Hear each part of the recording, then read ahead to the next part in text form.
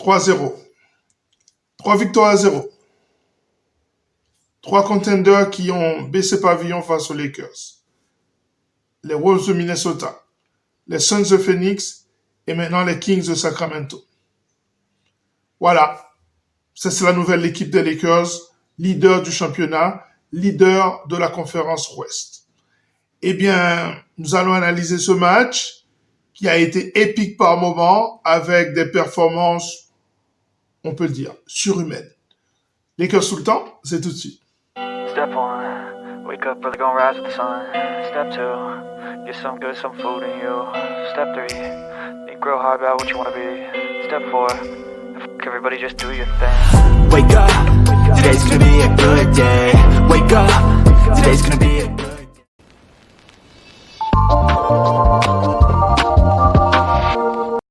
Normalement, c'est le genre de match qu'on est censé perdre. C'est ce que j'appelle en général une défaite de calendrier.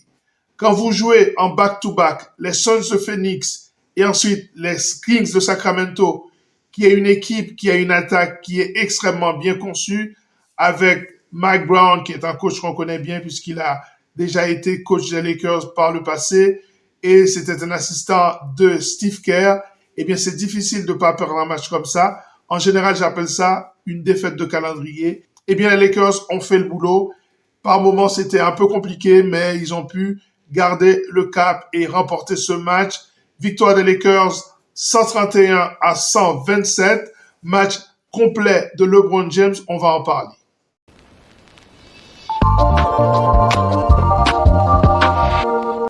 Le coaching staff a fait le boulot. JJ Redick, jusqu'ici, il avait dit qu'il allait avoir une rotation de 9 joueurs. Il est resté sur ce principe-là. Seulement 4 joueurs sont rentrés dans le match pour les Lakers. C'était Jackson Hayes, Dalton Knecht, Gabe Vincent et Max Christie. Les autres ne sont pas rentrés, donc on est vraiment resté sur cette rotation à 9 joueurs. Les Lakers qui ont fait un excellent travail au 4e quart-temps, emmené par un LeBron de gala, on va en parler. Eh bien, les Lakers ont commencé par un 21-0 ce 4e quart-temps. Ils ont complètement suffoqué l'équipe des Kings de Sacramento et une victoire des Lakers au bout qui fait beaucoup de bien. Donc, les Lakers sont à 3-0 dans cette conférence Ouest.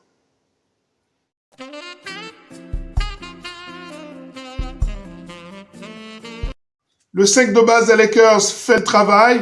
C'est un 5 de base puissant avec des joueurs qui ont contribué tous à plus de 10 points. 31 points pour Anthony Davis, 34 pour LeBron, 18 pour Rui Hachimura et 16 respectivement pour Austin Reeves et D'Angelo Russell. Donc, un 5 de base qui arrive à vous faire un travail comme ça, c'est absolument magnifique. Il n'y a rien à dire. Alors, est-ce que c'est le cas du banc? On en parle tout de suite.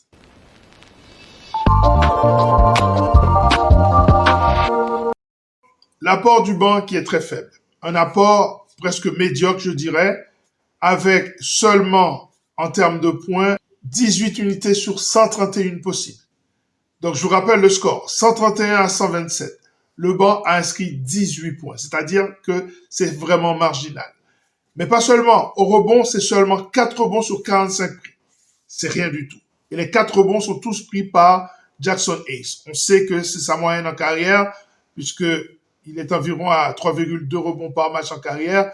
4 rebonds, eh bien, franchement, on est déjà content.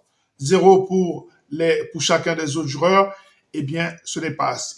Au niveau des passes décisives, c'est seulement 6 passes décisives pour le banc sur 32 possibles. Là encore, c'est très faible. Donc, on voit un banc qui ne contribue pas assez.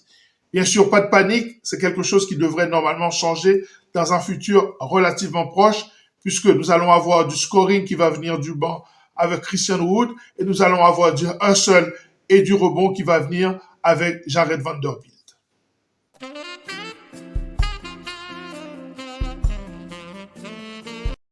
En parlant de hustle, le rebond a été l'affaire des Lakers hier soir. Je suis très content. Je vous ai dit, tout ce que JJ Redick avait dit qu'il allait faire, eh bien, il l'a fait. Il avait dit que le rebond était une priorité. Eh bien, il est en train de régler ce problème-là, puisque les Lakers ont gagné à plate couture la bataille du rebond hier soir, 45-32. C'est excellent. Vous savez que je suis du basketball old school, Et le rebond est fondamental pour gagner des matchs. Fondamental pour la défense et aussi pour l'attaque. Pour l'attaque, rebond offensif. Pour la défense, rebond défensif. Si tu prends un rebond défensif, tu peux lancer ton attaque. Si tu prends un rebond offensif, tu peux attaquer à nouveau. Si tu ne prends pas un rebond offensif, tu peux te retrouver avec une contre-attaque dans l'autre sens ou un touchdown qui explose ta défense qui n'est pas placée. Donc, le rebond est fondamental. Alors, ce qui est intéressant, c'est de voir que LeBron a pris 14 rebonds hier, 9 pour Eddie, 9 pour Hachimura, 7 pour Austin Reeves et 4 pour D'Lo. Donc, ça, franchement, c'est excellent. Ce qui est encore mieux, c'est le rebond offensif. La bataille du rebond offensif a été gagnée facilement par les Lakers. 13 rebonds offensifs à 5. C'est excellent. Là encore, le coach avait dit qu'il allait faire du rebond offensif une priorité. Eh bien, force est de constater qu'il est en train de réussir. Ce qui est intéressant, c'est de voir que tout le monde se met à prendre du rebond. Et ça, pour les Lakers, c'est du pain béni.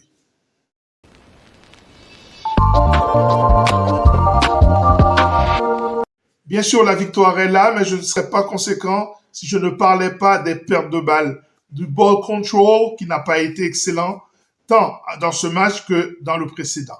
Ce match particulièrement compliqué au niveau du ball control puisqu'ils ont perdu 19 ballons.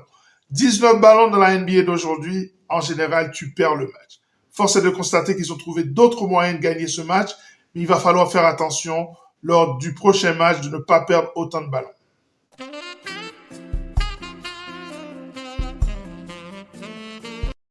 Quelle identité pour cette équipe des Lakers? Est-ce que c'est une équipe orientée attaque? Est-ce que c'est une équipe défensive? Est-ce que c'est une équipe d'intérieur? Est-ce que c'est une équipe de jump shooter? Ce qui est intéressant, c'est que les Lakers ont gagné le premier match alors qu'ils ont mal shooté. Ça veut dire qu'ils ne sont pas forcément tributaires du tir extérieur. Ça, c'est une bonne nouvelle.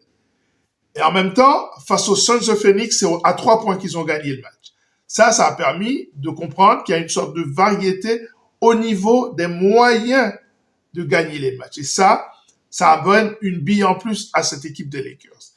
Et hier, on a pu l'analyser, on a pu le comprendre de cette manière-là, puisque les Lakers, hier, ont tiré à 41%. 41,2 pour être plus précis. 14 sur 34, c'est très bien. Mais en même temps, ils ont inscrit 60 points dans la raquette. Ça, c'est excellent. Ça veut dire que on retrouve les vertus de cette équipe, les vertus de l'équipe de Darvin Ham, qui matraque à l'intérieur, c'est ce que j'appelle le bully ball. Bien sûr, quand tu as Eddie, LeBron, Rui Hachimura, normalement, c'est comme ça que ça se passe, tu es obligé de marquer dans la raquette. Et même un joueur comme Austin Reeves, qui attaque le job coverage, en général, il apporte beaucoup de points dans la raquette. Donc, cette identité mixte, j'ai envie de dire cette identité hybride entre l'extérieur et l'intérieur, eh bien ça, pour moi, c'est une formule gagnante. Très bien. Donc, les Lakers ont pris 34 tirs à 3 points. Ils en ont réussi 14. Et en même temps, ils ont marqué 60 points dans la peinture tout en gagnant le rebond. Ça, c'est excellent.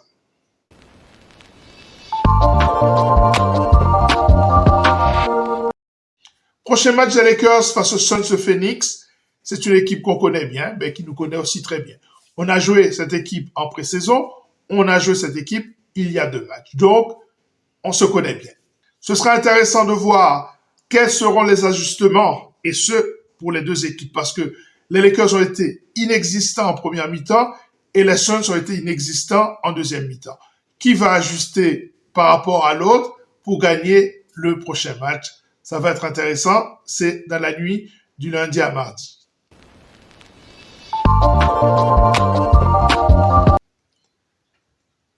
Voilà, c'en est terminé pour cette émission consacrée à cette victoire épique des Lakers. Eh bien, la NBA est lancée.